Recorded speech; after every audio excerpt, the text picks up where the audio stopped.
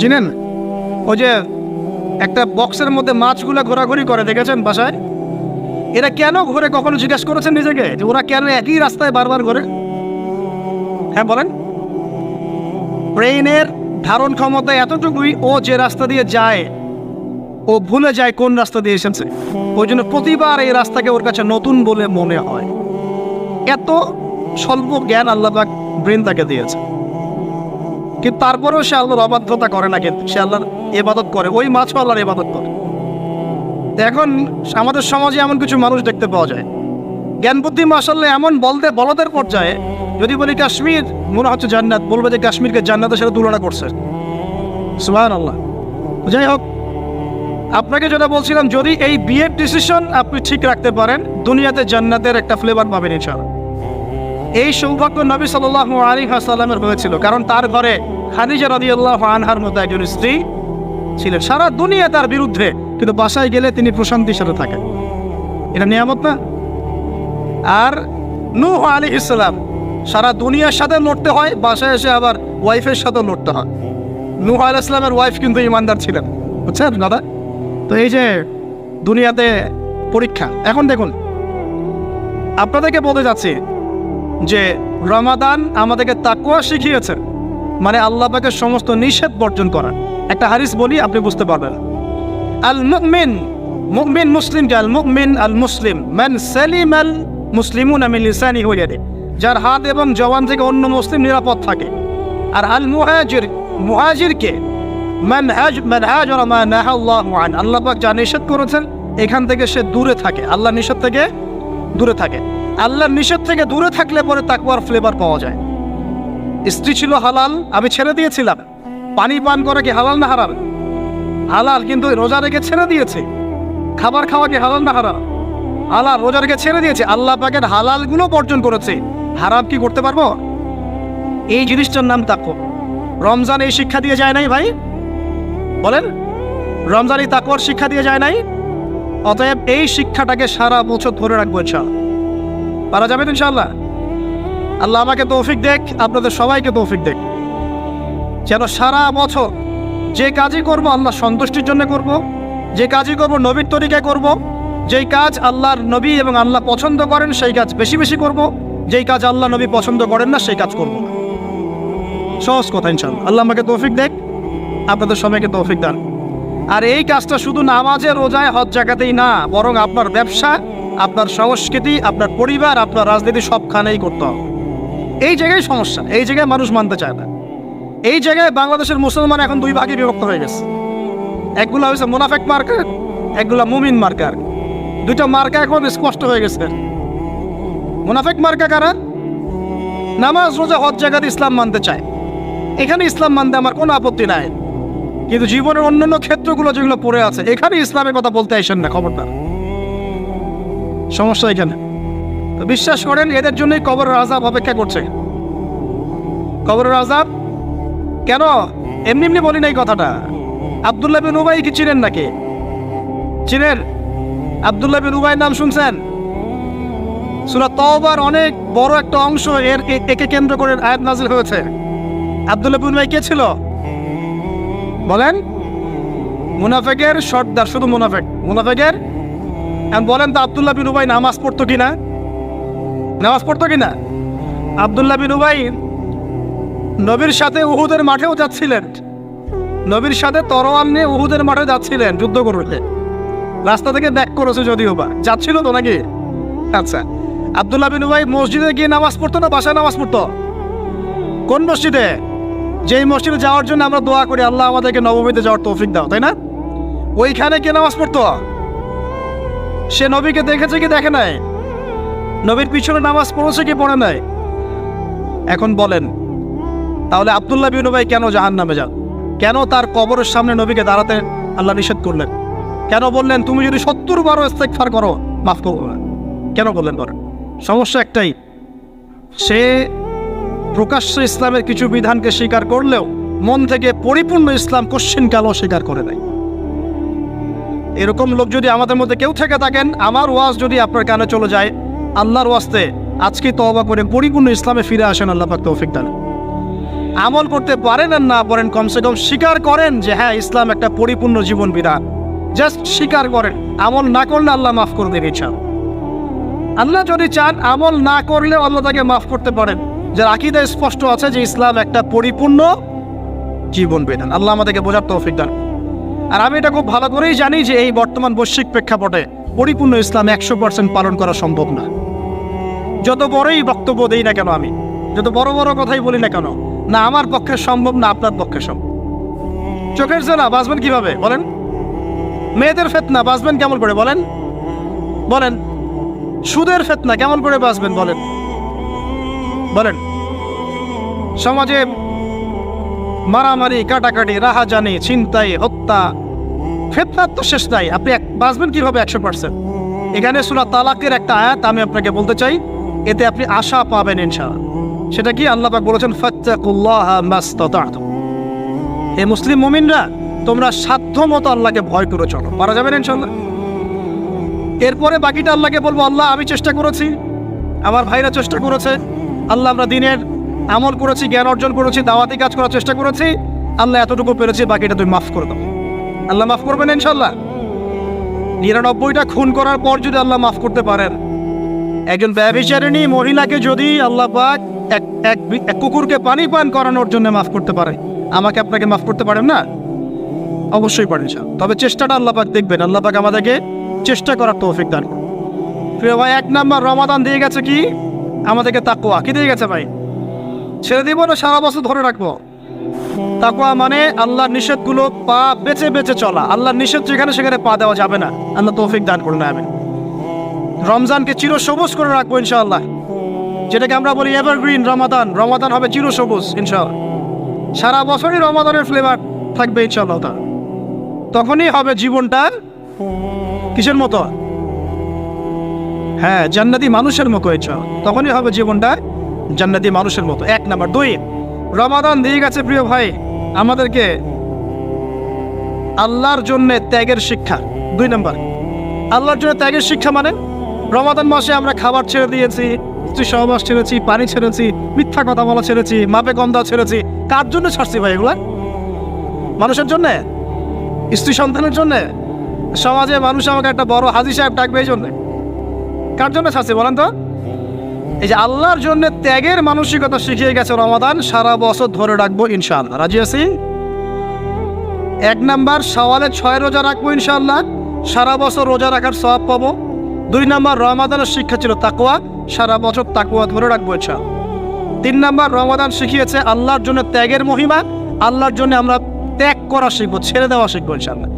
আর আমি আমার ক্ষুদ্র জীবনে অভিজ্ঞতা থেকে দেখেছি, ছেড়ে দেওয়ার মধ্যে সুখ আছে। আর মনে করেন কেউ আপনি গালি দিয়েছে, তো আপনি অনেস্ট, আপনি সৎ এবং আপনি কোনো অন্যায় করেননি, আপনি মাজলুম, তারপরে আল্লাহর সন্তুষ্টির জন্য ছেড়ে দিলে, আচ্ছা ছাক কিছু দিয়েছে বা ওকে কিছু বললাম না, ছেড়ে দেন। এই ছেড়ে দেওয়ার মধ্যে যে এত সুখ, এটা আপনি বুঝতে পারবেন না। এই সুখটা উপলব্ধি করেছেন স্বয়ং রাসূল সাল্লাল্লাহু আলাইহি ওয়াসাল্লাম। মক্কা বিজয়ের দিন ওই যে বহু মানুষ এসে কি বলেছিল? কি বলেছিল? ভয়ে কাঁপছে যে রাসূল সাল্লাল্লাহু আলাইহি ওয়াসাল্লাম তাদেরকে আবার মৃত্যুদণ্ড দেন কিনা। আছে না?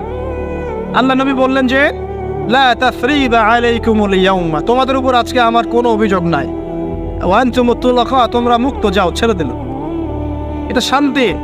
ইউসুফ আলাইহিস সালামের ভাইরা কুয়াতে ফেলে দিয়েছিল না?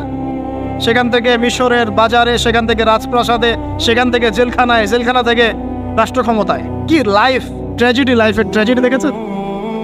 এখন ইউসুফ আলাইহিস সালাম যখন শেষে ভাইদেরকে চিনলেন, তিনি কি ভাইদের প্রতি প্রতিশোধ নিয়েছেন? বলেছেন যাও, মাফ করে দিলাম, ছেড়ে। এটাই শান্তি। আল্লাহর জন্য ত্যাগের মহিমার মধ্যে শান্তি আছে। আল্লাহ পাক আমাদেরকে ত্যাগ করার তৌফিক দান। তাই বলে সব জায়গায় আবার ত্যাগ করা যাবে না, এটাও মাথায় রাখতে হবে। বুঝতে পারছেন না কথা? মনে করেন যে আপনার পরিবারে আপনার বোনকে কেউ টিস করেছে, না বুঝতে পারি, ছেড়ে দিব? যা বাবা তুই টিস করেছিস, যা দিলাম, ছেড়ে। দেখো, মনে করেন যে কারো সমাজের মধ্যে কাউকে ধর্ষণ করা হচ্ছে, না বুঝতে পারি না, আর আমরা বলবো যে যাক মানবতা দেখালাম, ছেড়ে দিলাম। ইসলাম তো মানবতা ধর্ম, যাও ছেড়ে দিলাম, বললাম হবে? সব জায়গায় ইসলাম মানবতা শেখায় নাই, কারণ কোনো জায়গায় মানবতা না শেখানোটাই ফরজ। একজন চোরের উপর আপনি কি মানবতা দেখাবেন? একজন ধর্ষকের উপর আপনি কি মানবতা দেখাবেন? যে আরো ধর্ষণ কর বাবা, যা উৎসাহ দিবেন? একজন খুনি, আপনি কি তাকে মানবতা দেখাবেন না ফাঁসি দিবেন? তো এই যে কিছু মানুষ এখন বলে ইসলাম মানে শান্তি, আর শান্তি মানে শান্তির সুবাতাস, বুঝছেন? ওরা ওই যে ইসলাম থেকে বদর, উহুদ, খন্দক, খায়বার সব কাট করে ফেলছেন। এগুলো ইসলামে নাই। ইসলামে শুধু আছে সালাম সালাম, আফসুস সালাম, খালি সালাম দিবা আর তোমরা কি করবো, খাবার খাওয়াবা, ব্যাস। আর ইসলামের যে আরো বড় বড় বিধানগুলো আছে এগুলো পাশ কাটিয়ে এড়িয়ে যাবে। ইসলাম তো শান্তির ধর্ম। আর বাবা শান্তি মানে কি? শান্তি মানে আল্লাহর বিধানগুলো মেনে নিয়ে আল্লাহর সামনে আত্মসমর্পণের মধ্য দিয়ে শান্তি অর্জন কর। এই হলো ইসলামের ডেফিনেশন। আল্লাহ পাক আমাদেরকে পূর্ণাঙ্গতা বোঝার তৌফিক দান করুন, আমিন। হ্যাঁ, যেটা বলছিলাম প্রিয় ভাইরা, অন্যের কষ্ট উপলব্ধি করে আমরা সারা বছর অন্যের স্বার্থকে অগ্রাধিকার দিব ইনশাআল্লাহ। যদি আমাদেরকে কেউ কষ্টও দেয়, আল্লাহর ওয়াস্তে মাফ করে দিবেন। তবে যেখানে মাফের কোনো সুযোগ নেই সেখানে মাফ করতে চায়। আল্লাহ পাক বোঝার তৌফিক দেয়। 4, রমাদান দিয়ে গেছে গরিবের কষ্ট উপলব্ধি করার মানসিকতা। যখন না খেয়েছিলাম তখন গরিবের কষ্ট বুঝি নাই। না খেয়ে থাকলে কেমন লাগে, পানি না পান করতে পারলে কেমন লাগে। হ্যাঁ, এটা আল্লাহ পাক কেন দিয়েছেন? যাতে করে আমরা সমাজের এই দুস্থ মানুষগুলোর কষ্ট বুঝতে পারি। আল্লাহ পাক সারা বছর আমাদেরকে গরিবের সেবা করার তৌফিক দান করুন। আর এখন গরিবের রক্ত খুব চুষে খাওয়া হয়, তাই না ভাই? গরিবের রক্ত চোষা একটা সমাজ চলতেছে, আর রক্ত চোষা একটা অর্থনীতি চলতেছে। এই অর্থনীতির জনক বাংলার মাটিতে না, এই অর্থনীতির জনক পশ্চিমের। এটা সারা বিশ্বে ফর্ম করা হয়েছে।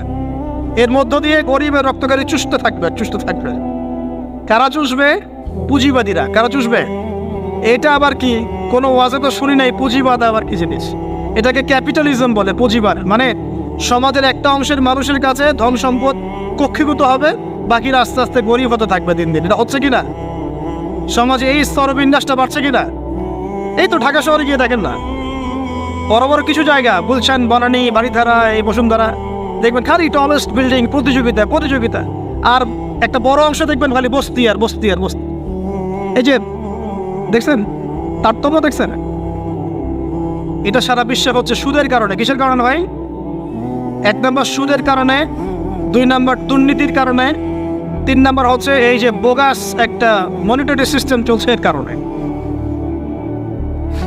এটা বোঝেন খুব ভালোই যে কি দিতে হবে, খাদ্যদ্রব্য দিতে হবে, দিরহাম দেওয়া যাবে না, ফেতরা, তাই না ভাই? এটা তো খুব ভালোই বোঝেন। তো নবী সাল্লাল্লাহু আলাইহি ওয়াসাল্লাম যে গোল্ড দিনার আর সিলভার দিরহাম ইউজ করতেন, আপনি এখন কাগজের টাকা ইউজ করেন কেন? বলেন এখন, কথা বলেন। এটা তো খুব ভালোই বুঝলেন যে খাদ্যদ্রব্য দিয়ে ফেতরা দিব। খাদ্য দিয়েছেন নবী, খাদ্যই দিব। চাল দিয়েছেন, চাল। খেজুর, খেজুর। কিসমিস, কিসমিস। তাহলে নবী তো দিনার আর দিরহাম ইউজ করেছেন, তা আপনি এখন কাগজের টাকা ইউজ করেন কেন? আমি যে 5-10 বছর আগে বলছিলাম যে এই সিস্টেমটার মতো সমস্যা আছে, তখন তো খারেজি মানলেন ফতোয়া। তখন তো খারেজি মানলেন ফতোয়া। এখন এতটুকু বুদ্ধি মাথায় আসে না? দিনার দিরহাম এটাই ইসলামিক কারেন্সি, এটাই ইসলামিক কারেন্সি। আমরা যেগুলো চালাচ্ছি এগুলো ইসলামিক কারেন্সি নয়, কিন্তু পুরো বৈশ্বিক প্রেক্ষাপটে আমরা মানতে বাধ্য হচ্ছি। ইসলামিক খেলাফতই ইসলামিক পলিটিক্যাল ভিউ, কিন্তু সারা বিশ্বে খেলাফত নাই, আমরা মানতে বাধ্য হচ্ছি। ডেমোক্রেসি, সেকুলারিজম মানতে বাধ্য হচ্ছি। এটা বাধ্য হয়ে আমরা করছি, কিন্তু তাই বলে তো ইসলামিক জিনিস আর অন ইসলামিক জিনিস একাকার হয়ে যায় নাই, হয়ে গেছে। পর্দা, শরিয়া পর্দা পুরো উপর থেকে প্রতিষ্ঠা নাই, অনেকেই বেপর্দায় চলছে। আমরা তো বেপর্দা সমাজে চলতে বাধ্য হচ্ছে, হচ্ছে না? হচ্ছে কি না? এটা বাধ্য হয়ে আমরা করছি, কিন্তু কেউ কি মেনে নিয়েছে এটা? এই ইন্টেলেকচুয়াল ল্যাকিংসের কারণেই তো আজকে এই অবস্থা। প্রিয় ভাইয়েরা, বোঝার চেষ্টা করেন গভীর থেকে। রমাদান মাস গরিবের কষ্ট উপলব্ধির মাস ছিল। আল্লাহ পাক আমাদের সবাইকে গরিবের কষ্ট বোঝার তৌফিক দান করুন। আর আল্লাহর ওয়াস্তে চেষ্টা করবেন গরিব মানুষকে খাওয়ানোর, এতিমের দায়িত্ব নেয়ার। প্রত্যেকটা এলাকায় এলাকায় এতিমখানা গড়ে তোলেন, এতিমদেরকে ফ্রি পড়াশোনার ব্যবস্থা করেন, তাদেরকে কোরআন শেখান, তাদের পিছনে টাকা ইনভেস্ট করেন, তাদের মাথায় হাত বোলান। আল্লাহ রহম করবে ইনশাআল্লাহ। আল্লাহ তৌফিক দান করে দেবেন। এরপরে রমজান শিখিয়ে গেছে আমাদেরকে 5 নাম্বার। বেশি লম্বা করবো না, আমি আপনাদেরকে বিরক্ত করতে যাচ্ছি না, আমি 10টা পয়েন্ট বলছি। 5 নাম্বারটা দেখুন, এটা মনোযোগ দেন, এটা খুব ইম্পর্টেন্ট। রমজান দিয়ে গেছে কোরআন। রমজান কি দিয়ে গেছে ভাই? এটাই তো সবচেয়ে বড় কথা নাকি? রমজানের সবচেয়ে বড় কথা কি? এই মাসে কি হয়েছে? কোরআন নাজিল হয়েছে। তো রমজান মাস চলে গেছে, কি আমরা কি কোরআনটাকে এখন বন্ধ করে রেখে দিব ভাই? রমাদান মাসে কারা কারা কোরআন খতম করেছেন হাত তোলেন দেখি। সুবহানাল্লাহ, মাত্রই কয়জন? রমাদান মাসে কোরআন খতম করেছেন কারা কারা? অন্তত একবার। আল্লাহু আকবার। আল্লাহ আমাদেরকে মাফ করুন না, আমিন। আল্লাহ আমাদেরকে মাফ করুন না। আমি খুবই হতাশ হলাম। রমাদান মাসে কোরআন অন্তত একটা বার তো খতম করা উচিত ছিল নাকি ভাই? আচ্ছা, রমজানের সম রাখেন কেন জানেন? রমজান মাসে কোরআন নাজিল হয়েছে, এটা রমজানের সম্মান। আল্লাহ পাক বলেন নাই শাহরুর রমাদান আল্লাযী উনজিলা ফীহিল কোরআন? আল্লাহ পাক বলেন নাই রমজান সেই মাস যেই মাসে কোরআন নাজিল হয়েছে? ইন্না আনজালনাহু ফী লাইলাতিল কদর, কদরের রাতে আমি কোরআন নাজিল করেছি। তাহলে রমাদান মাসে কোরআন পেয়েও যারা কোরআন পড়লো না, বুঝলো না, খতম করলো না, আমি তাদের জন্য আফসোস ছাড়া কিচ্ছু করতে পারছি না। আচ্ছা যাই হোক, যা করেছেন করেছেন, তওবা করা যাবে তো ইনশাআল্লাহ?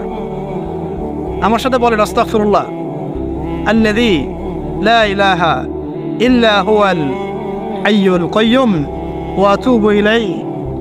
আল্লাহ আমাদের সবাইকে কোরআন তেলাওয়াত করার তৌফিক দান করুন, সবাইকে কোরআন তেলাওয়াত শেখার তৌফিক দান করুন। আর ভাই, যোগ্যতা অর্জন করে তো দিনের কাজ করতে হবে, আগে তো কোরআন তেলাওয়াত করা শিখতে হবে নাকি? আল্লাহ পাক সবাইকে কোরআন তেলাওয়াত শেখার তৌফিক দান করুন, কোরআনের তাফসীরগুলো পড়ার তৌফিক দান করুন। আল্লাহ পাক প্রতি মাসে কমপক্ষে একবার করে কোরআন খতম করার তৌফিক দান। আল্লাহর রাসূল রমজান মাসে কোরআন এক খতম করতেন। জিবরাইল আলাইহিস সালাম আসতেন, তিনি পড়তেন, তিনি শুনতেন, তিনি পড়তেন, তিনি শুনতেন। এভাবে তারা প্রতি রমাদানে কোরআন খতম করতেন কি না? তার মানে মাসে কোরআন খতম করা রাসূলের সুন্নাত না? আমরা কি এই সুন্নাতটা জীবিত করতে পারবো না ইনশাআল্লাহ? প্রত্যেক দিনে এক পারা করে পড়লেই হয়ে যায়। এক পারা মানে 20 পৃষ্ঠা। এই হাফেজি কোরআনের 20 পৃষ্ঠা, সময় লাগবে সর্বোচ্চ 1 ঘন্টা থেকে 1.5 ঘন্টা, সর্বোচ্চ 1 ঘন্টা থেকে 1.5 ঘন্টা। যারা হাফেজ তাদের সময় লাগে আধা ঘন্টাও না, আধা ঘন্টা। পারবো না ভাই ইনশাআল্লাহ? আল্লাহ পাক এই রমজান মাসের এই কোরআনকে সারা বছর আঁকড়ে ধরার তৌফিক দান করুন। এই কোরআন নাজিল হওয়ার পরেই আইয়ামে জাহিলিয়াত পরিবর্তন হয়েছিল। আবু জাহেলের শাসন পরিবর্তিত হয়ে মুহাম্মাদের শাসন হয়েছে। অতএব কোরআন থেকে বিমুখ জাতি কখনো দিন কায়েম করতে পারবে না। আল্লাহ পাক বোঝার তৌফিক দান করুন, আমিন। আমাদের যুবক ভাইরা একটু ওয়াদা করতে পারি তো ইনশাআল্লাহ সবাই কোরআন তেলাওয়াত করা শিখবো, প্রত্যেক মাসে এক খতম দেবো ইনশাআল্লাহ, কোরআনের অর্থ পড়বো ইনশাআল্লাহ। না অর্থ পড়ার দরকার নাই, খালি প্রত্যেক হরফে 10 লাখই কামাই করবো, অর্থ পড়ার কোনো দরকার নাই ভাই? আচ্ছা যাক, কিছু মানুষ আবার রাগ করে অর্থ পড়তে বললে, কারণ স্বার্থ আছে। যদি আপনারা কোরআনের অর্থ পড়া শুরু করেন এবং হাদিসের চর্চা করা শুরু করেন, দিনই পড়াশোনা করা শুরু করেন, তখন তো অনেক ধর্ম ব্যবসা বন্ধ হয়ে যাবে আর কি। কথা বুঝতে পারছেন না মনে হয়?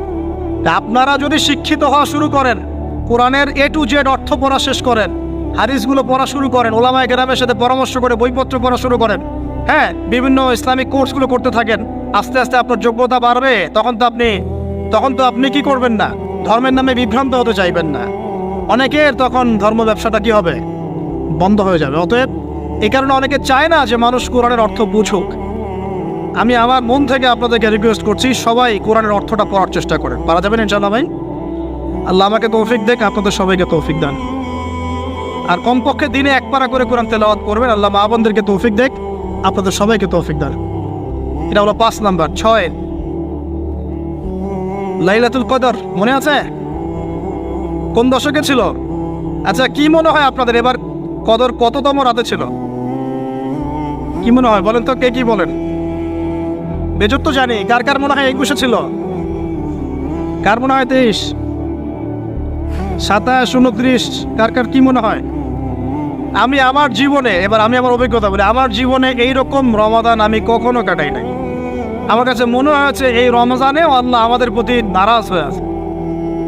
পুরো রমজান চলে যাচ্ছে, বৃষ্টি হচ্ছে না, এই সামান্য একটু বৃষ্টি। অথচ রমজান মাস আসার আগেই পরিবেশ ঠান্ডা হয়ে যেত না? আগে রমজান মাসে কন্টিনিউয়াসলি বৃষ্টি হতো, স্পেশালি শেষের দশকে অনেক বৃষ্টি হতো। এবং বৃষ্টি ছিল একটা আলামত, যেটা দেখে আমরা চিনতে পারতাম যেটা কদরের রাত হতে পারে। এবার চেনাই যাচ্ছে না, খেয়াল করে দেখেন নাই? গরম, আর আমরা তো ঢাকায় ছিলাম, গরমের তীব্রতায় থাকা যাচ্ছে না, এসি থেকে বাইরে বেরিয়ে হওয়া যাচ্ছে না। আল্লাহ পাক নারাজ, ইস্তেসকার দোয়া করা হচ্ছে, বৃষ্টি হচ্ছে না। চিন্তা করতে পারেন? আর এমনও যুগ ছিল যে ওলামায়ে কেরাম, মানে দ্বীনের যারা রিপ্রেজেন্টেটিভ, আলেম ওলামা, মুত্তাকি পরহেজগার ব্যক্তিরা আনাচে কানাচে দোয়া করতো, সাথে সাথে বৃষ্টি নামা শুরু হতো। আমরা ছিল না? শোনেন, কেন হচ্ছে না?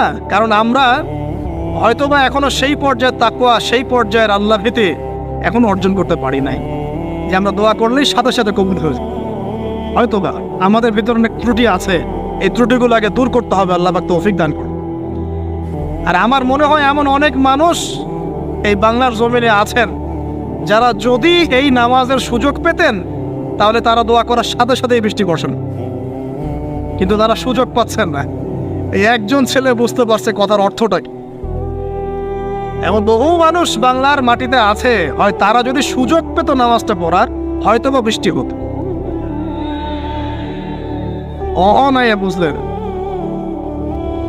একটু লেটে বোঝেন। আচ্ছা, বাংলাতে এমন অনেক মানুষ আছে যারা নীরবে নিভৃতে তাহাজ্জুদে আল্লাহর কাছে এত কান্নাকাটি করে, এত আমল করে, এত পরহেজগার মানুষ, তাদের দোয়ার বদৌলতে অনেক কিছু হয়। এটা আপনারা বিশ্বাস করেন?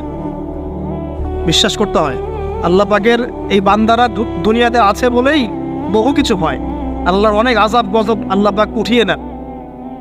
আর এখন যে অবস্থা হয়েছে, আমরা সবাই বেশিরভাগই, আমরা সবাই বলবো না, বেশিরভাগই আমরা সুবিধাবাদী মুসলিম হওয়ার চেষ্টা করছি। ইসলামের যে অংশগুলো পালন করলে খুব মজা লাগে এইগুলো আমরা পালন করতে চাই, যেগুলো পালন করলে সমস্যা হতে পারে আমরা গায়ে দাগ লাগতে দিতে চাই না। মানে আমি চলবো ঠিক, গায়ে যেন একটা আচরণ না লাগে, কেউ ভালো মন্দ না বলে, গালিগালাজ না করে, সুন্দরের মতো চলবো আর কি। অথচ এই সুন্নত নবী সাল্লাল্লাহু আলাইহি ওয়াসাল্লামের তাকদীরও জোটে নাই। জুড়েছে? বুঝতে হবে। আল্লাহ পাক আমাদের সবাইকে পরিপূর্ণ কোরআন সুন্নাহ ফলো করার তৌফিক দান করুন, আমিন। এই লাইলাতুল কদর নিয়ে কথা বলছিলাম, এটা পাওয়ার জন্য ইতিকাফ করেছিলাম কিনা? অনেকে করেছেন। রাত জেগেছেন কিনা? এই যে রাত্রি জাগরণ করার যে ব্যাপারটা, এটা কি রমজানের শিক্ষা? রমজানের ছেড়ে যাওয়া একটা চেতনা কেমন? রাত জাগরণের মধ্য দিয়ে আল্লাহকে পাওয়া যায়। তারাবি পড়েছেন, তাহাজ্জুদ পড়েছেন না? এই তাহাজ্জুদে আপনি আল্লাহর কাছে চেয়েছেন, দোয়া করেছেন, আল্লাহকে ডেকেছেন, জিকির করেছেন, তখন আল্লাহর সাথে আপনার একটা গভীর সম্পর্ক ছিল না? এই সম্পর্ক রমজান যাওয়ার সাথে সাথে কি বন্ধ করে দেব? সারা বছর ধরে রাখবো ইনশাআল্লাহ, আমিন।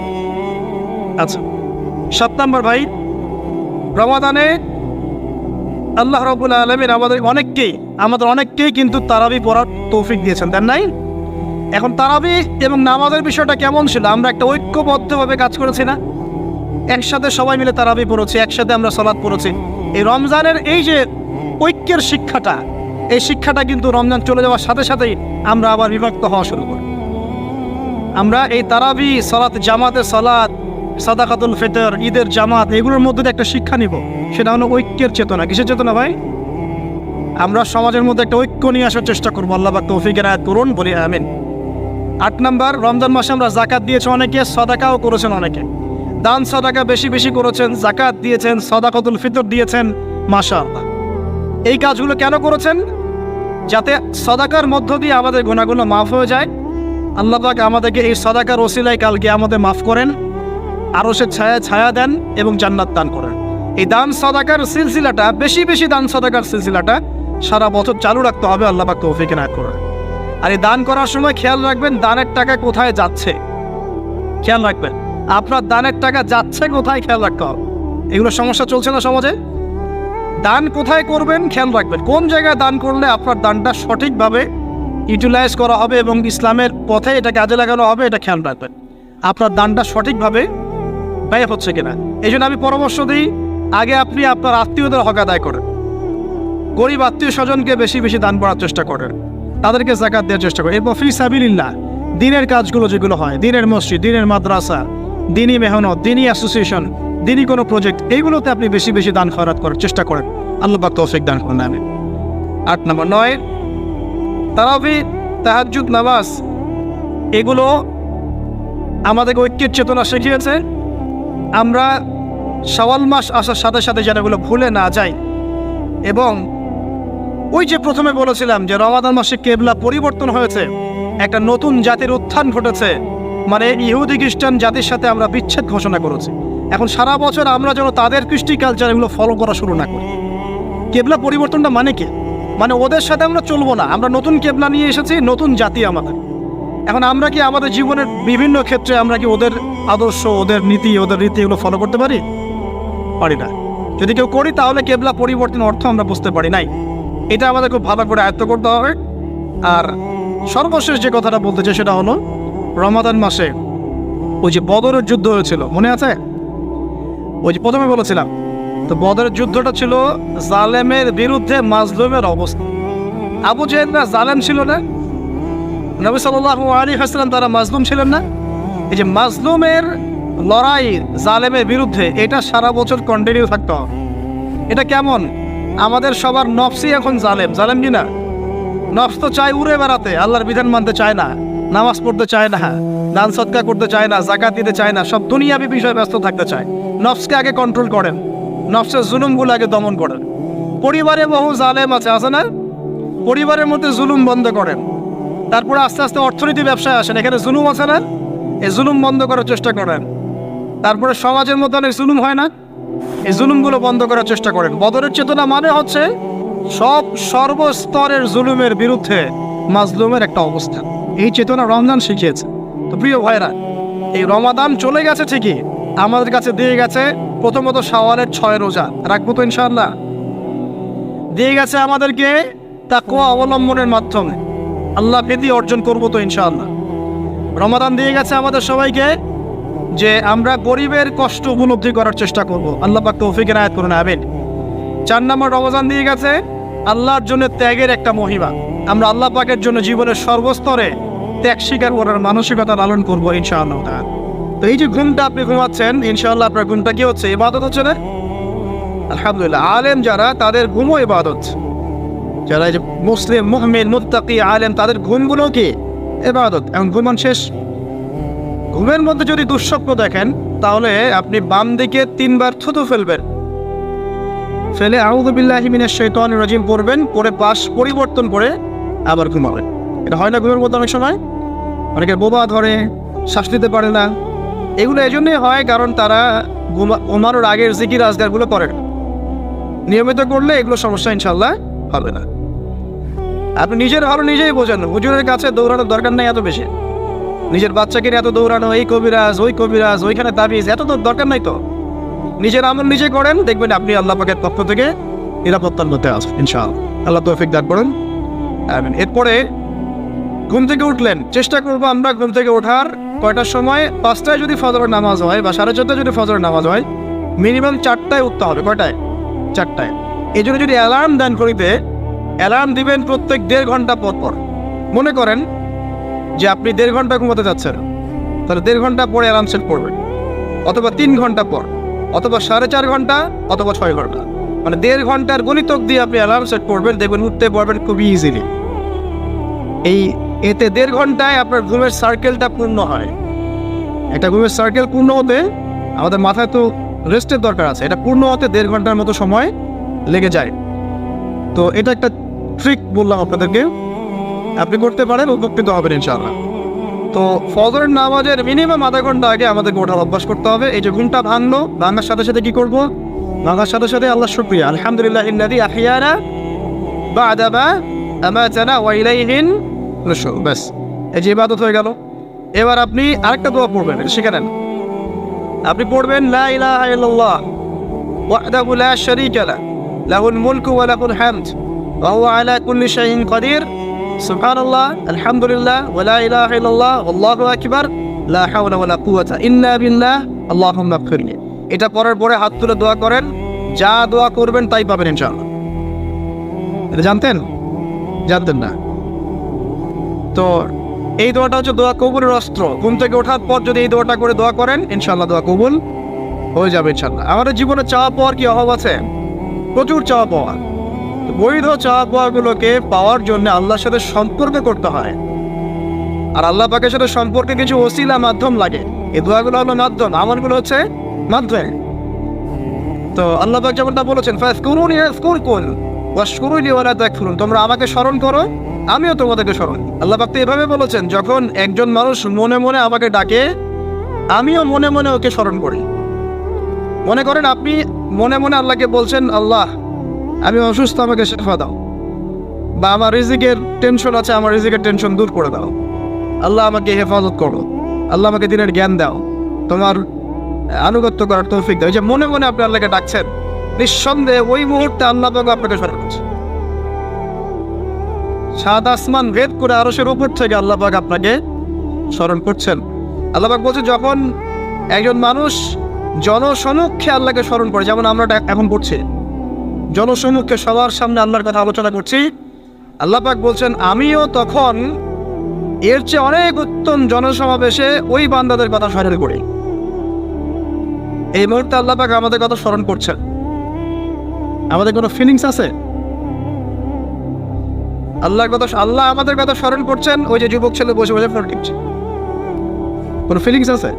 মানে মনস্তাত্ত্বিকভাবে অন্তরে যখন নূর থাকে না, পাপ করতে করতে যখন অন্তরটা কলুষিত হয়ে যায়, কোনো ফিলিংস কাজ করে না। খুন করবে, কোনো ফিলিংস নাই। সুদ খাচ্ছে, কোনো ফিলিংস নাই। জেনা করছে ডেইলি, কোনো ফিলিংস নাই। দেখবেন ঘুষ নিচ্ছে, দুর্নীতি করছে, মানুষের সম্পদ আত্মসাৎ করছে, যারা বলবেন ফিলিংসও নাই যে আমি একটা পাপ করছি। কখন এরকম হয় জানেন? যখন এক কথায় যখন মানুষ পাপ করতে করতে করতে করতে, এই যে কলব বলে একটা কথা আছে, এই কলবের উপরে কালো কুৎসিত একটা মরিচা পড়ে যায়, তখন আর ফিলিংস কাজ করে না। তো ফিলিংস কাজ করানোর বুদ্ধি কি? দুইটা বুদ্ধি আছে। এক, বেশি বেশি কোরআন তেলাওয়াত করা, তাহলে অন্তরের মরিচা দূর হয়ে যাবে ইনশাআল্লাহ। আর দুই হচ্ছে বেশি বেশি মৃত্যুর কথা স্মরণ করা, তাহলে মনের মধ্যে যে কালিমাগুলো আছে আস্তে আস্তে দূর হবে ইনশাআল্লাহ। মৃত্যুর কথা কে স্মরণ করে? এখন মানুষ তো চলাফেরা করে এমন ভাবে যে কোনোদিন মরবেই না। কে স্মরণ করে? যে টেবিলের তল দিয়ে ঘুষ নিচ্ছে ও স্মরণ করে মৌতের কথা। যে মেয়েটা বোরখা পরে যে ডেটিং করে বেড়াচ্ছে, জেনা করে বেড়াচ্ছে, ও কি মৃত্যুর কথা স্মরণ করে? যে ছেলেটা এখনকার যুব সমাজের বেশিরভাগই মাদকের সাথে সম্পৃক্ত, গার্লফ্রেন্ড বয়ফ্রেন্ড অ্যাফেয়ার্সে আছে, হ্যাঁ, টিকটক প্রজন্ম, আড্ডাবাজি করে সময় কাটায়, গুন্ডামি করে, মাস্তানি করে, এর মৌতের কোনো ফিকির আছে? একজনকে বড় দায়িত্ব দেওয়া হয়েছে, সবার সম্পদ লুটপাট করে খাচ্ছে, এর মৌতের ফিকির আছে নাকি? এর মধ্যে ফেরাউনি চেতনা এসেছে, আনা রব্বুকুম আলা, আমি মহান রব, আমি তোমাদের মহান রব। ওদের মধ্যে ওই চেতনা কাজ করছে যে সূরা মুমিনুনে যেটা বলা আছে যে আমরা এখানেই জন্ম নেই, এখানেই মারা যায়, আমরা পুনরুত্থিত হব না। ইন হিয়া ইল্লা হায়াতুনা দুনিয়া নামুতু ওয়া নাহইয়া ওয়া মা নাহনু বিমাবউসিন। আমরা এই দুনিয়াতেই বাঁচি, দুনিয়াতেই মরি, আমাদের কোনো পুনরুত্থানের কিছু নাই। এদের চেতনায় মরেন। কে ফিকির করে মত? অথচ আপনি দেখছেন যে প্রতিনিয়তই কোনো কারণ ছাড়াই মানুষ নাই, কোনো কারণ লাগে না। এখন তো কারণ ব্যাখ্যা করতে আমরা পছন্দ করি, এই কারণে ওইটা হয়েছে, ওই কারণে এটা হয়েছে। এটাকে বলে কার্যকারণ তত্ত্ব। দর্শনের ভাষায় কি বলে? কার্যকারণ তত্ত্ব। এটা আপনারা ফিলোসফি পড়লে বুঝবেন। প্রত্যেকটা কাজের পিছনে একটা কারণ থাকে, আমরা কারণটা সার্চ করি বেশি। এখন কারণ ছাড়াই মানুষ ডেড। এই যাচ্ছে, উপরে একটা সুন্দর করে বড় একটা পাথর ঝুলছে, সব পাস হয়ে যাচ্ছে ওখান থেকে। মানে রাস্তায় কাজ চলছে, উপরে আবার এটা ঝুলছেও, আর মানুষ আবার অন্যস্তে যাতায়াত করছে। তো যারা রাখছে ওদের ইন্টেলেকচুয়াল অবস্থা চিন্তা করেন, আর যারা আমরা তল দিয়ে যাচ্ছি তারও অবস্থা চিন্তা করেন। বুদ্ধিভিত্তিকভাবে আমরা কোন জায়গায় চিন্তা করেন? মানে মানুষ বিজি রোড দিয়ে যাচ্ছে, ওখানেই কাজ হচ্ছে, আবার যেখানে কাজ হচ্ছে দেখছি সেখানে আমরাও আবার তল দিয়ে যাচ্ছি। সবাই পাস হয়ে গেল, যাদের তাকদিরে লেখা ছিল মওত, একদম মুহূর্তের মধ্যে শেষ। কি কারণ ব্যাখ্যা করবেন? কোনো সায়েন্স দিয়ে ব্যাখ্যা করতে পারবেন? পারবেন না।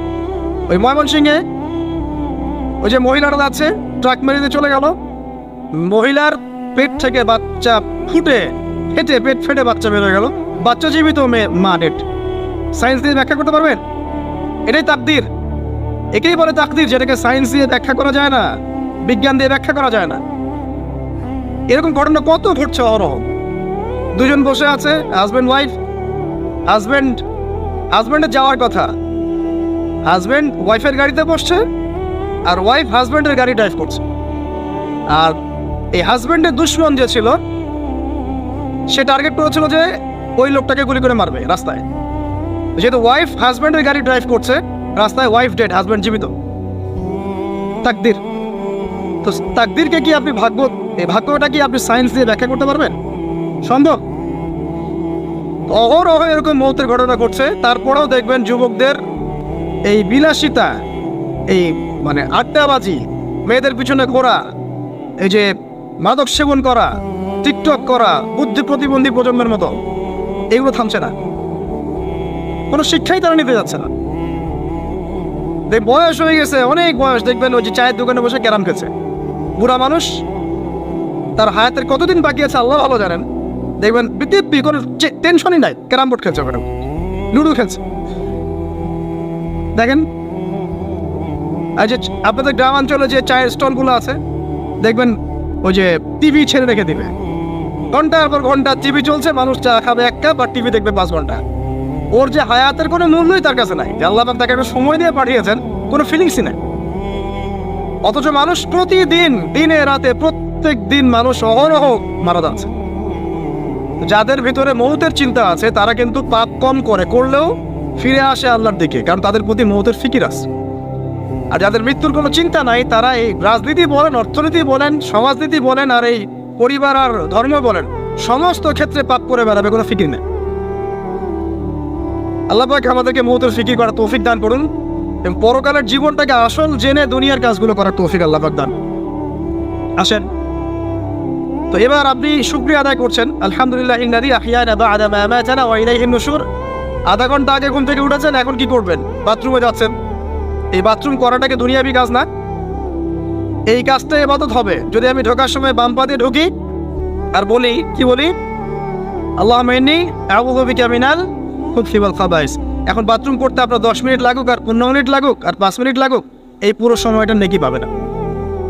সুবহানাল্লাহ। আর কি চাই? বের হব, এখন বের হওয়ার সময় কি বলবো? উফরানাকা, নেকি পাচ্ছেন। একটা দোয়া আছে, আলহামদুলিল্লাহ ইল্লাযী আযহাবা আনিল আযান ওয়া আফানি উফরানাকা। এবার আপনি ওযু করবেন। ওযুটা ধীর স্থির ভাবে করবেন, তাড়াহুড়া করবেন না। ওযুর প্রত্যেকটা অঙ্গ প্রত্যঙ্গ 3 বার করে ধোয়ার চেষ্টা করবেন। শুধু মাথা মাসে হবে কয়বার? 1। ওযু করার পরে আপনি হাত তুলে আল্লাহর কাছে দোয়া করুন। ওই সময়টা কখন? রাত 4টা থেকে 4:30 বাজে, তাই না? তার মানে আল্লাহ রাব্বুল আলামিন এখন প্রথম আসমানে আছেন। কিভাবে আল্লাহ পাক আছেন সেটা আল্লাহর উপর ছেড়ে দেন, আমাদের এটা নিয়ে ব্যাখ্যা করার দরকার নাই, চিন্তাও করার দরকার নেই। আল্লাহ পাক বলেছেন আমি নেমে আসি, বাস নেমে আসি। এত বেশি বুদ্ধিজীবী হওয়ার দরকার নাই। খুব বেশি বুদ্ধিজীবী হয়ে গেলে আমার মানুষ খেয়ে হারিয়ে ফেলে, অত দরকার নাই। শুনেছি, মেরেছি, ব্যাস যথেষ্ট। আল্লাহ পাক নেমে আসেন, কি বলেন? আল্লাহ বলেন যে কেউ কি আছো আমার কাছে কিছু চাইবে, আমি দিব। কেউ কি আছো যে আমাকে ডাকবে, আমি তোমার ডাকে সাড়া দেব। কেউ কি আছো আমার কাছে কোনো কিছু দোয়া করবে, হ্যাঁ হাজত আছে, আমি পূরণ করে দেব। এভাবে আল্লাহ পাক ফজর পর্যন্ত বলতেই থাকেন। বলেন তো আমাদের কোনো ফিকির আছে? আমরা সবাই ঘুমাই কয়টা? 1টায় না 2টায় না 3টায় ম্যাক্সিমাম এখনকার।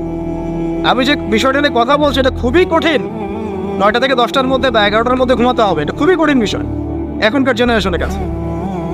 এর জন্য প্রথম যে কাজটা সেটা হলো রাত্রেবেলা স্মার্টফোন আর চালানো যাবে। এসব নামাজ শেষ, ফোন একদম ডয়ারে লক করে রাখতে, কিচ্ছু করার নাই। এটা না করতে পারলে আপনি ঘুমাতে পারবেন না, ঘুমাতে পারবেনই না। এবং এরপর দিনে আসছি, তখন বলছি দিনে কিছু কাজ আছে, দিনের কাজগুলো যদি আমরা ঠিকঠাক মতো করি তাহলে রাতে তাড়াতাড়ি ঘুম আসবে ইনশাআল্লাহ। যদি না করি তাহলে ঘুম আসবে না। তো শেষ রাতে আল্লাহ পাক আসমানে নেমে আসেন, প্রথম আসমানে, এবং এই আহ্বান করতে থাকেন। তাই ওই সময় ওযু করার পরেই আপনি হাত তুলে আল্লাহর কাছে দোয়া করা শুরু করেন। আপনার যত চাওয়া পাওয়া আছে আল্লাহর কাছে ঢেলে দেন, ইনশাআল্লাহ আল্লাহ রাব্বুল আলামিন আপনাকে খালি হাতে ফেরাবেন না ইনশাআল্লাহ। আল্লাহ পাক তো এমন করে বলেছেন যে কেউ হাত তুলেছে আল্লাহর কাছে আর আল্লাহ পাক সেটাকে খালি ফিরিয়ে দিবেন, এটাতে আল্লাহ লজ্জা বোধ হয়। কথা বুঝতে পারছেন? আমাদের যাদের অনেক সম্পদ আছে বা সামর্থ্য আছে এবং মন আছে বড়, তাদের কাছে যখন কেউ সাহায্য চায় আপনার খালি ফিরাইতে লজ্জা লাগে না? আপনার মনে হয় না যে চাইলো এত করে কিভাবে না করে ফিরাই? আছে না এমন মানুষ? আছে না? আসলে দান সৎকা করার জন্য সম্পদ লাগে না, দান সৎকা করার জন্য মন লাগে। কি লাগে? মন লাগে। দেখবেন অনেক কোটিয়াল আছে মানুষ, দান সৎকা করতে পারে না, জাকাতই তো দেয় না, দান সৎকা করবে কি? বাংলাদেশে যত কোটিপতিগুলো আছে সবার থেকে জাকাত নেওয়া শুরু করলে এদেশে কোনো দারিদ্রতা বলে কিছু থাকবে না ইনশাআল্লাহ, থাকবেই না। এটাই বাস্তব। কে উদ্ধার করবে সেই টাকা? ইমাম মাহদী আসলে করবে ইনশাআল্লাহ, ঈসা ইবনে মারিয়াম আসলে করবে ইনশাআল্লাহ। তখন কে জাকাত না দিয়ে পার পায় তাই দেখা যাবে। একটা ব্যক্তি পাওয়া যাবে না জাকাত না দিয়ে পার পায়। অবশ্য তখন এমন একটা যুগ আসবে যে মানুষ জাকাতের টাকা নিয়ে ঘুরবে, কিন্তু নেওয়ার মতো মানুষ নাই, সবাই সচ্ছল। আল্লাহ পাক সেই সুদিন ফিরায় আনুক, আমিন। এটা বলছিলাম যে সদকা করার জন্য মন লাগে, আবার টাকা লাগে না। এখন আসেন, কেউ যদি আমাদের কাছে এভাবে চায়, আমরা খালি ফিরাতে লজ্জাবোধ করি। আল্লাহ পাক বলছেন যে আমার কাছে যখন বান্দা কিছু চায়, তার হাতটাকে আমি খালি ফিরাই দেবো, এটাতে আমি লজ্জাবোধ করি। দোয়া করলে কয়েকটা বিষয় একটা হবেই, হয় আপনি সাথে সাথে সেটা পাবেন, না হলে একটু দেরিতে পাবেন, না হলে আল্লাহ পাক সেটা জমা করে রাখবেন পরকালের জন্য। পরকালে যখন আপনি দাঁড়াবেন আল্লাহর সামনে, আল্লাহ বলবেন দুনিয়াতে তুমি এই বিষয়গুলো চেয়েছিলে, আমি দুনিয়াতে দেই নাই, পরকালে তোমার জন্য সঞ্চিত রেখেছি, এখন না। তখন মানুষ কি বলবো জানেন? আমরা বলবো যে আল্লাহ দুনিয়াতে কিছুই যদি না পাইতাম, আজকেই সব দিত, তাহলেই হবে। তো বেশি বেশি দোয়া করার অভ্যাস তৈরি করেন, বেশি বেশি দোয়া করেন। দোয়াই ইবাদত, আর দোয়া বলে ইবাদত, দোয়াই ইবাদত। দোয়া করতে থাকেন, ইনশাআল্লাহ দেখবেন আল্লাহর সাথে আপনার সম্পর্ক গাঢ় হবে। যার সাথে আল্লাহর সম্পর্ক যত বেশি গাঢ় হবে, ইনশাআল্লাহ সে তত বেশি পরকালের বাসিন্দা হবে, দুনিয়ার বাসিন্দা কম হবে। আল্লাহ পাকে নূর এবং মারিফত অর্জন করতে পারবে ইনশাআল্লাহ তাআলা। এবারে আমরা কি করব?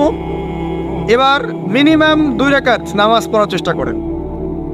রাতের সালাত 2 রাকাত করে আপনি 2, 4, 6, 8, 10, 12, 20 পড়তেই থাকতে পারেন, কোনো সমস্যা নাই। কিন্তু মিনিমাম 2 রাকাত নামাজ তাহাজ্জুদ আপনি পড়ার চেষ্টা করেন। পড়া যাবে না?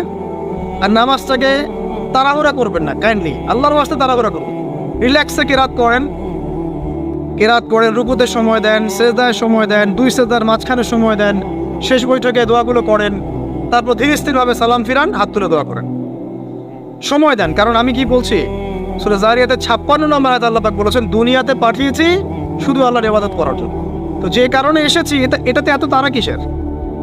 অনেক মসজিদে নামাজ পড়লে মনে হয় ইমাম সাহেবকে বলি যে আপনার কি পেশাব পায়খানার চাপ নিয়ে নামাজ পড়ান? এমন অনেক মসজিদে নামাজ পড়েছি, মনে হয় ইমাম সাহেবকে ডেকে একটু কানে কানে বলি যে ভাই আপনার কি পেশাব পায়খানার চাপ আছে? আর 4 রাকাত নামাজ 3 মিনিটে শেষ, 4 রাকাত নামাজ 4 মিনিটে শেষ, এত তাড়াহুড়ার কি আছে? হ্যাঁ, জামাতে নামাজ সংক্ষিপ্ত করতো, তাই বলে কি এত সংক্ষিপ্ত নাকি রুকু করার টাইম পাওয়া যায় না, সেজদা করার টাইম পাওয়া যায় না? নামাজে ধীর স্থিরতা এবং খুশুটা খুব ইম্পর্টেন্ট। নামাজে কোথায় হাত বাঁধলেন এটা নিয়ে তর্ক না করে, নামাজের একাগ্রতা, মনোযোগ কতটুকু আসছে এটা নিয়ে তর্ক করেন। ভিতরের রূহটাই আসল, আধ্যাত্মিকতাটাই আসল। হ্যাঁ, একজন ভাই হাত বেঁধেছে মনে করেন এখানে, কেউ বেঁধেছে এখানে, এটা নিয়ে ঝগড়া করেন। দেখেন নামাজে কতটুকু ফোকাস, মনোযোগ কতটুকু থাকছে, কতটুকু নামাজে আপনি দোয়া করতে শিখছেন, সেজদায় আল্লাহকে পাইতে শিখছেন। নামাজ পড়ে কি ফিল হচ্ছে যে আমি আল্লাহর সাথে কথা বলছি, আল্লাহ আমার কথা শুনছেন? আমরা তো মেকানিক্যাল নামাজ অভ্যস্ত এখন, মানে দুনিয়ার কাজের চাপ এত বেশি, জাস্ট মসজিদে যাবো, ঢুকবো, বেরো, চলে আসবো, হাজিরা দিতে আসছি মনে হয়, সিগনেচার করবো, চলে যাব। আপনার এমন এত তারা কিসের ভাই? ওমা খালাকতুল জিন্না ওয়াল ইনসা ইল্লা লিয়াবুদুন, শুধু ইবাদত করার জন্যই সৃষ্টি করেছে তোমাদেরকে। তো মসজিদে তো তাড়াহুড়া কেন? রিল্যাক্স থাকেন, মসজিদে রিল্যাক্সে নামাজ পড়েন, সময় নেন।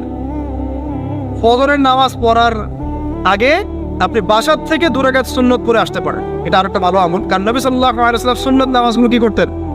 বাসায় পড়তেন। এতে বাসার মধ্যে বরকত হবে, শয়তান দূর হয়ে যাবে। এই যে তাহাজ্জুদ আপনি 2, 4, 8, 10 যত পারেন পড়েন, মিনিমাম 2 রাকাত পড়েন, ধীর স্থিরভাবে পড়েন। নামাজ শেষ করে আবার আল্লাহর কাছে দোয়া করেন, দেখবেন যে ইনশাআল্লাহ আপনার দোয়া কবুল হবে। আর দোয়া যে কবুল হয় এটা আপনি নিজেই বুঝতে পারবেন, নিজেই বুঝবেন, কারো কাছে যাওয়া লাগবে না। এবার ফজরের সালাতের সময় হয়ে গেল, আজান হচ্ছে, আজানের জবাব দিব, দিয়ে বাস হেঁটে হেঁটে মসজিদ, প্রত্যেক পদক্ষেপ হেঁটে যাব আর দোয়া করব। কি দোয়া করব? যে আল্লাহ আমাকে নূর দান করো। কি দান করো? আল্লাহুম্মা ইজআল ফি কলবি নূরা ওয়া ফি লিসানি নূরা ওয়া ফি সামঈ নূরা ওয়া ফি বাসারি নূরা ওয়া আন ইয়ামিনি নূরান ওয়া আন শিমালি নূরান ওয়া মিন ফাওকি নূরা ওয়া মিন তাহতি নূরা আল্লাহুম্মা ইজআল ফি নাফসি নূরা।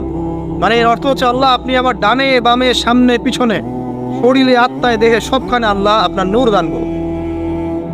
নূর কেন? কারণ দুনিয়ার মধ্যে অনেক অন্ধকার, অন্ধকার না, সব জাহিলিয়াতের অন্ধকার। এখানে পথ চলতে হলে নূর লাগবে, আলো লাগবে। এটা কে দিবে? আল্লাহ দিবে। কবর বড় অন্ধকার, ওখানে থাকতে হলে ভালোভাবে কি লাগবে? আলো লাগবে। হাসরের মাঠ অন্ধকার, ওখানে ভালোভাবে থাকতে হলে কি লাগবে? আলো লাগবে। এই জন্য নামাজে যাওয়ার সময়, অন্ধকার সময় এই দোয়াগুলো করতে হয়। আর তার আগে একটা কথা বলতে ভুলে গেছি, বাসা থেকে যে বের হচ্ছেন তখন কি পড়বেন? কি পড়বেন? বিসমিল্লাহি তাওয়াক্কালতু আলাল্লাহ ওয়ালা হাওলা ওয়ালা কুওয়াতা ইল্লা বিল্লাহ। এটা পড়ে বের হলে শয়তান দূরে চলে যাবে, ফেরেশতা আপনার কাছে চলে আসবে। এবার নামাজে আসলাম, জামাতের সাথে নামাজ পড়বেন, ফজরের নামাজ, এবং ফজরের সালাতের কেরাতটা লম্বা করার চেষ্টা করুন। এটা সুন্নাত, ফজরের সালাতের কেরাত লম্বা করার সুন্নাত। এবং নামাজ শেষ হওয়ার সাথে সাথেই উঠেও চলে যাবেন না, নামাজ শেষ এবার আপনি ওখানে বসে থাকবেন, বসে বসে জিকির আজকারগুলো করবেন। কি কি জিকির করবেন আমি কয়েকটা আপনাদেরকে শিখিয়ে দিচ্ছি, বাকিগুলো আপনারা কিতাব থেকে শিখে নেবেন। সালাম ফেরানো শেষ, প্রথমে একবার আল্লাহু আকবার, তারপর 3 বার আস্তাগফিরুল্লাহ আস্তাগফিরুল্লাহ আস্তাগফিরুল্লাহ। এরপরে পড়বেন আল্লাহুম্মা আনতাস সালাম ওয়া মিনকাস সালাম তাবারাকতা ইয়া যাল জালালি ওয়াল ইকরাম পড়বেন। তারপর আল্লাহুম্মা আইন্নি আলা যিকরিক ওয়া শুকরিকা ওয়া হুসনি ইবাদাতিক। এরপরে পড়তে পারেন আয়াতুল কুরসি, যেটা একটু আগে বলেছি, তাসবিহাত সুবহানাল্লাহ আলহামদুলিল্লাহ আল্লাহু আকবার 33 পরে কালিমা শাহাদা, অথবা 10-10-10ও পড়ার দলিল আছে। এরপরে পড়বেন সুবহানাল্লাহি ওয়া বিহামদিহি আদাদা খালকিহি ওয়া রিদা নাফসিহি ওয়া জিনাতা আরশিহি ওয়া মিদাদা কালিমাতিহি 3 বার, এটা 3 বার। তারপর 3 কুল 3 বার করে, সূরা ইখলাস 3 বার, ফালাক 3 বার, নাস 3 বার, সূরা হাশরের শেষ 3 আয়াত একবার। এরপরে পড়বেন সাইয়্যিদুল ইস্তিগফার, মানে সমস্ত ইস্তিগফারের শ্রেষ্ঠ ইস্তিগফার। এটা কোনটা? আল্লাহুম্মা আনতা রাব্বি লা ইলাহা ইল্লা আনতা খালাকতানি আনা আবদুক ওয়া আনা আলা আহদিক ওয়া ওয়াদিক মাস্তাতা'তু আউযু বিকা মিন শাররি মা সানা'ত আবুউ লাকা বিনি'মাতিকা আলাইয়া ওয়া আবুউ বিযামবি ফাগফিরলি ফাইন্নাহু লা ইয়াগফিরু যুনুবা ইল্লা আনতা। এটা যে পড়বে সকালে পড়ে যদি রাতের মধ্যে মারা যায় জান্নাত ইনশাআল্লাহ, আবার সন্ধ্যায় পড়ে যদি সকালের আগে মারা যায় জান্নাত ইনশাআল্লাহ। এত বড় অস্ত্র, এত বড় একটা সুযোগ। এরপরে পড়বেন আমার পছন্দের কয়েকটা, আউযু বিকালিমাতিল্লাহি তাম্মাতি মিন শাররি মা খালাক 3 বার। এটা যদি আপনি পড়েন আপনি দৃশ্য অদৃশ্যের ক্ষতি থেকে বেঁচে থাকবেন ইনশাআল্লাহ। দুষ্ট জিন শয়তান আপনার কোনো ক্ষতি করতে পারবে না ইনশাআল্লাহ। আরেকটা খুবই শক্তিশালী দোয়া আছে, সেটা হলো বিসমিল্লাহিল্লাযী লা ইয়াদুররু মা ইসমিহি শাইউন ফিল আরদ ওয়ালা ফিস সামা ওয়া হুয়াস সামিউল আলিম 3 বার করে। এইটা যে পড়বে, এই যে জিন বলেন, ভূত বলেন, যে পেতনি বলেন, যেগুলো আমরা ভয় পাই, ঠিক আছে, চোখ লাগা বলেন, বদনজর বলেন, যা যা আছে, হিংসুকের হিংসা, কোনো কিছুই আপনার কোনো ক্ষতি করবে না। এবং ইনশাআল্লাহ আপনি হঠাৎ মৃত্যুবরণ থেকে বেঁচে থাকবেন ইনশাআল্লাহ। হঠাৎ মৃত্যু বলতে এটা কিন্তু সবার জন্য নিয়ামত না, এটা সবার জন্য নিয়ামত না। তারপরে আসেন, এরপর পড়বেন 10 বার লা ইলাহা ইল্লাল্লাহ ওয়াহদাহু লা শারীকা লাহু লাহুল মুলক ওয়া লাহুল হামদ ওয়া হুয়া আলা কুল্লি শাইইন কাদির। এটা 10 বার পড়লেও হবে। আর যদি 100 বার পড়তে পারেন তাহলে আপনার চেয়ে বেশি নেকি কেউই অর্জন করতে পারবে না। যদি 100 বার এই দোয়াটা কেউ পড়ে সারা দিনে, লা ইলাহা ইল্লাল্লাহ ওয়াহদাহু লা শারীকা লাহু লাহুল মুলক ওয়া লাহুল হামদ ওয়া হুয়া আলা কুল্লি শাইইন কাদির, ওই দিন শয়তান তার কাছে আসবে না। 100 গুনাহ আমলনামা থেকে কেটে দেওয়া হবে, 100 নেকি লিখে দেওয়া হবে, এবং আল্লাহর কাছে দিন শেষে একটা তালিকা পেশ করা হয়, আজকের দিনে কে কি আমল করেছে, এই তালিকায় তার নাম দেখবেন সবার আগে আছে। ওই ব্যক্তির নামও থাকতে পারে যে 100 বারের চেয়ে বেশি পড়েছে, তখন তার নাম আগে চলে যাবে, এর নামটা পরে চলে আসবে। কথা বুঝতে পারছেন? মিনিমাম 100 বার পড়তে পারলে খুব ভালো হয়। যদি না পড়েন কমপক্ষে কয়বার? 10 বার। আসেন, এরপরে পড়বেন 10 বার দরুদ শরীফ, আল্লাহুম্মা সাল্লি আলা মুহাম্মাদ ওয়া আলা আলি মুহাম্মাদ, যেটা আছে দরুদ ইব্রাহিম, এটা পড়তে পারেন, অথবা ছোট করে পড়তে পারেন আল্লাহুম্মা সাল্লি ওয়া সাল্লিম আলা নবিয়িনা মুহাম্মদ, এটা পড়লেও হবে, অথবা আল্লাহুম্মা সাল্লি আলা মুহাম্মাদ ওয়া সাল্লিম, এতটুকু পড়লেও ইনশাআল্লাহ আকাদায় হয়ে যাবে। 10 বার যে ব্যক্তি দরুদ পড়ে সকালে সন্ধ্যায়, নবী সাল্লাল্লাহু আলাইহি ওয়াসাল্লাম তার জন্য পরকালে সুপারিশ করবেন ইনশাআল্লাহ। যদি আমরা নবীজির সুপারিশ পেতে চাই, দরুদের কোনো বিকল্প নাই। বেশি বেশি দরুদ পড়তে থাকেন, তার সুন্নাহ অনুসরণ করেন, বেশি বেশি দরুদ পড়তে থাকেন, মিনিমাম সকালে 10 বার, সন্ধ্যায় 10 বার, ইনশাআল্লাহ আল্লাহ নবী সুপারিশ করবেন ইনশাআল্লাহ তাআলা। আরেকটা আছে রাদিতু বিল্লাহি রাব্বান ওয়া বিল ইসলামি দীনান ওয়া বিমুহাম্মাদিন সাল্লাল্লাহু আলাইহি ওয়াসাল্লাম নবিয়্যা। এর একটা বড় ফজিলত আছে। কি ফজিলত? যে ব্যক্তি এই দোয়াটা সকাল সন্ধ্যা 3 বার করে পড়ে, কিয়ামতের মাঠে আল্লাহ পাকের উপর হক হয়ে যাবে, ওয়াজিব হয়ে যাবে, আল্লাহ ওই ব্যক্তিকে সন্তুষ্ট করে দেবেন ইনশাআল্লাহ। সন্তুষ্ট করে দিবেন মানে কি? ইনশাআল্লাহ সে জান্নাতে যাবে। আরেকটা আছে, এটা বলে শেষ করি, হাসবি আল্লাহু লা ইলাহা ইল্লাহু আলাইহি তাওয়াক্কালতু ওয়া হুয়া রাব্বুল আরশিল আযীম। এটা পড়তে হবে 7 বার। কয়বার? 7 বার। তাহলে কি হবে? আপনার দুনিয়া আখিরাতের যে চাওয়া পাওয়াগুলো আছে এর জন্য আল্লাহ পাকই আপনার জন্য যথেষ্ট হয়ে যাবে, কাউকে লাগবে না। এইগুলা ফরজ নামাজ মানে ফজরের নামাজ জামাতে পড়ার পরে বসে বসে এইগুলো করতে থাকবেন। যদি দোয়া আগে করা হয়, নামাজে মোনাজাত যেটা হচ্ছে আমাদের সমাজে, এটা যদি আগে করে ফেলা হয় তাহলে দোয়ার পরে বসে থাকবেন, বসে বসে এগুলো করতে থাকবেন। যদি পারেন ইশরাকের নামাজটা পড়ে মসজিদ থেকে বের হতে পারেন। ইশরাকের নামাজ মানে ফজরের সূর্য উঠে যাওয়ার পরে 2 রাকাত নফল পড়ে যে ব্যক্তি যাবে বাসায়, মানে প্রথমে ফজরের নামাজ জামাতে পড়েছে, জিকির আজকার করেছে, ইশরাকের সময় হয়েছে, নামাজ পড়ে বের হলো, এই ব্যক্তির আমলনামায় একটা কবুল হজের নেকি দেওয়া হবে, একটা কবুল উমরার নেকি দেওয়া হবে। এগুলো খুবই সহজে আমল করা যায়। এরপরে আপনি বাসায় ফিরে গিয়ে বা মসজিদেই কোরআন তেলাওয়াত করবেন। আমরা কোরআন তেলাওয়াত করব। কোরআন তেলাওয়াত করবেন 1 পারা, 1 পারা পারেন না অর্ধেক পারা, অর্ধেক পারা পারেন না 5 পৃষ্ঠা, 5 পৃষ্ঠা পারেন না কমপক্ষে 1 পৃষ্ঠা পারবেন না, 1 পৃষ্ঠা করে হলেও প্রতিদিন কোরআন তেলাওয়াত করতে হবে। পারবেন না ইনশাআল্লাহ? প্রত্যেক হরফে 10 নেকি পাবেন। কোরআন আপনার পক্ষে সুপারিশ করবে ইনশাআল্লাহ, এবং এই কোরআন আপনাকে ছায়া দিবে, সূরা বাকারা আলে ইমরানের মতো ছায়া দিবে কিয়ামতের মাঠে। এবং এটা নবী সাল্লাল্লাহু আলাইহি ওয়াসাল্লাম যেটা বলেছেন, কোরআন হুজ্জাতুল লাকা ওয়া আলাইক, এটা তোমার পক্ষে সাক্ষী দিবে অথবা বিপক্ষে সাক্ষী দিবে। তো কোরআন তেলাওয়াত করবেন। এরপরে আমরা কি করি? আমরা হয়তো যে যার মতো চলে যাই, কেউ স্কুলে চলে যান, নাস্তা করেন। আচ্ছা, নাস্তার আগে একটা কথা বলি। সকালে নাস্তা করবেন এমনভাবে যে, এখনকার ডক্টররাও বলেন এই কথাটা, সকালবেলা একটু বেশি খেতে হয়, সকালবেলা একটু বেশি হেভি ফুড নিতে হয়, দুপুরে তার চেয়ে একটু কম, রাতে আরও কম। আর আমাদেরটা উল্টা, কিন্তু সকালে অল্প একটু, দুপুরে একদম বিশাল, রাতের বেলা আরও বিশাল, নাকি? তো নিয়মটা হচ্ছে এই যে সকালে খেতে হয় বেশি, সারাদিন আপনাকে কাজ করতে হবে, সকালে আপনাকে বেশি হাইজেনিক ভালো ফুড খেতে হবে, দুপুরে তার চেয়ে একটু কম, আর রাতে তার চেয়ে কম। এভাবে খেতে পারলে প্রফিটিক খাওয়া হবে ইনশাল্লাহ। আর খাবার আমাদের সুন্নাহ মতো খাওয়ার দরকার নেই, নবী সাল্লাল্লাহু আলাইহি ওয়াসাল্লামের সুন্নাহ মতো খায়েন। আমাদের সুন্নাহটা কেমন? আমরা 7 পেট খাই। কয় পেট? 7 পেট। যদি পেটের মধ্যে কিছু জায়গা ফাঁকা থাকে সেটাও কিছু মিষ্টি দিয়ে ঢুকায় 7 পেটে ভর্তি করতে হবে। এটা চ্যালেঞ্জ, পেটটা ভর্তি করতে হবে। আর নবী সাল্লাল্লাহু আলাইহি ওয়াসাল্লাম খেতেন এভাবে যে পেটটাকে 3 ভাগ করতেন, 1 ভাগ খাবার খেতেন, 1 ভাগ তিনি পানীয় পান করতেন, আর 1 ভাগটা ফাঁকা রাখতেন।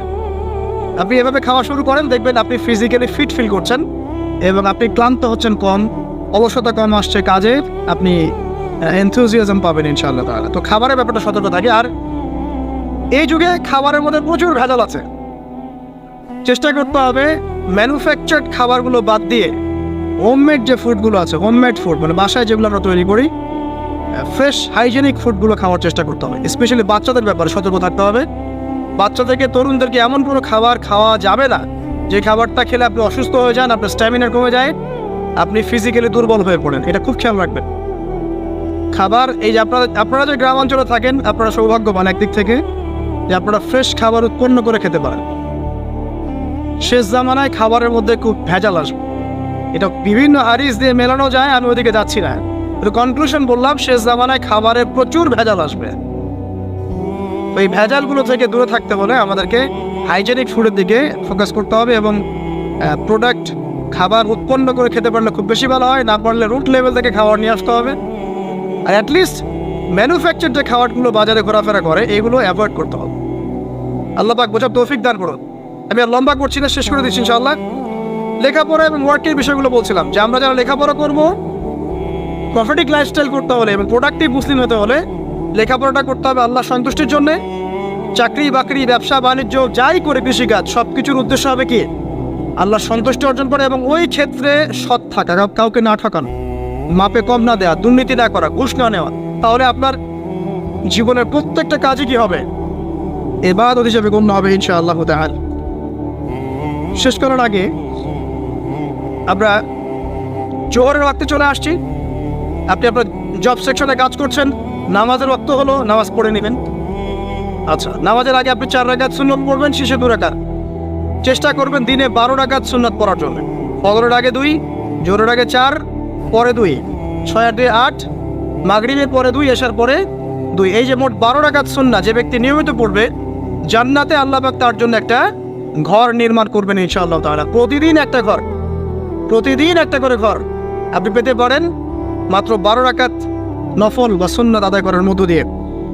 জোহরের ওয়াক্ত চলে আসলো, আমরা যেখানে থাকি, স্কুলে বা কলেজ, ইউনিভার্সিটিতে বা চাকরির ক্ষেত্রে, নামাজটা পড়ে নেব ইনশাআল্লাহ। এরপর আবার কাজে যান, কাজ করেন, লাঞ্চ করেন, খাওয়া দাওয়া করেন। আবার খাওয়ার সুন্নাত বলে যান না, 7 পেট না, 1 পেট খাওয়ার, 1 পেট পানি, 1 পেট ফাঁকা, এবং হাইজেনিক ফুড, ম্যানুফ্যাকচার্ড না। তারপরে যান, রেস্ট করেন, কাইলুলা যেটাকে বলে, 1 থেকে 1.5 ঘন্টা রেস্ট করেন, ঘুমান। তারপরে আপনি বিকেল সময়টা আবার আসরের নামাজ পড়েন, আপনার কর্মক্ষেত্রে কাজগুলো সারেন। সন্ধ্যায় আপনি আবার বাসায় ফিরে আসবেন। এই সন্ধ্যায় বাসায় ফিরে আসবেন, ফিরে আসার পরে মাগরিবের সালাত পড়লেন জামাতে। পড়ার পরে বিকেল টাইমটা, মাগরিবের আগে বিকেল টাইমটা আপনি ঘুরতে যান, পরিবারকে সময় দেন, বাচ্চাদেরকে সময় দেন, একটু দিনী ভাইদের সাথে বসেন। ওই সময় যদি কোনো হালাকা অ্যারেঞ্জ করা যায়, মসজিদ ভিত্তিক তালিমে বসেন, 2টা হাদিস পড়েন, কোরআন একটু দার্স নেন, বা অনলাইনে কোনো লেকচার শুনেন বা বই পড়েন, কিছু একটা করেন। আর পরিবারকে সময় দেন। পরিবারকে সময় দেওয়ার পর মাগরিবের ওয়াক্ত হয়ে যাওয়ার পরে, মাগরিবের নামাজ শেষ, ফজরের পর আপনি যে আমলগুলো করেছেন মাগরিবের পর, সেই আমলগুলো আবার করতে হবে, সেম কাজ। এভাবে করতে করতে দেখবেন 1 ঘন্টা চলে গেল। বাসায় গিয়ে আপনি পরিবারকে সময় দেন, আপনার অফিসের কাজ, হোমওয়ার্ক, স্কুলের কাজ, ইউনিভার্সিটির কাজ, এগুলো শেষ করেন। শেষ করার পরে আপনি রাতের খাবার খেয়ে নেন, খেয়ে নিয়ে আবার চলে আসেন মসজিদে, এশার নামাজ পড়েন, পড়ে বাসায় গিয়ে জাস্ট ঘুমেন, আর দেখা দেখি নাই। তখন আপনি আবার দেখবেন ফজর ওই 4টা 3টে উঠতে পারবেন, তাহাজ্জুদ পড়তে পারবেন, ফজর পড়তে পারবেন, আবার আপনার দিনটা লম্বা হবে ইনশাআল্লাহ।